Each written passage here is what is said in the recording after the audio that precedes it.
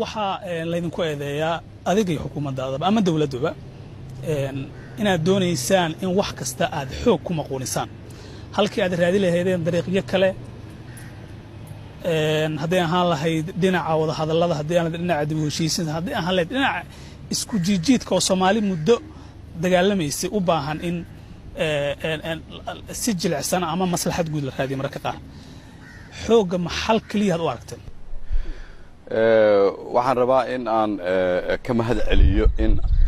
aad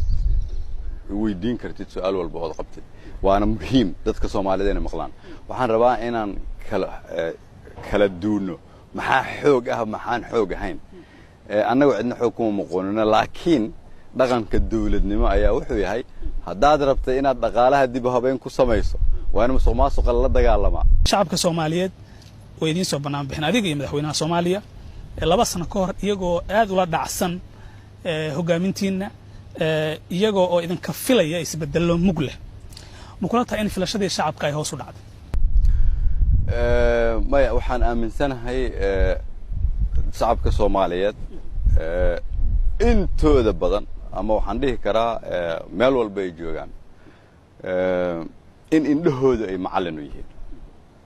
waxaan ballan qaadnay inaan dhaqaalaha dib u habeyn ku samayn doono adduunyada qartay in Soomaaliya ay meeshii ugu wanaagsaneed tahay rajana ay leedahay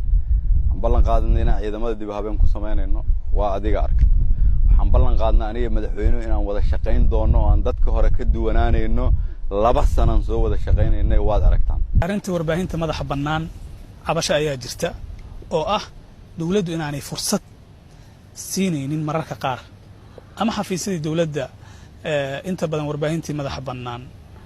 aanay u helin fursado ay akhbaaraadka iyo wax bulshada ay u baahan yihiin ay uga soo qaadaan doorkiina warbaahinta madaxa bannaan muxuu yahay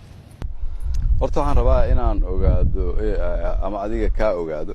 marka Soomaaliya barbar dhigto dalalka dunida ama wadamada geeska Afrika waa maxay doorka warbaahintu ay ku leedahay dalkan warbaahin furan xor ah waxaan aaminsanahay Soomaaliya inay tahay wadamada ugu horeeya doorka idinku aad ku leedihiin dib u dhiska dalka maxay tahay waxaan aaminsanahay idinka laftiina inaad dib isugu noqotaan inaan u furannahay waxa tusaale ah inaad hor fadhidid aad i weydiisay su'aal walba aad doonaysid haddii ay ku dhiman tahay aan diyaar u ahay inaad si weydiisid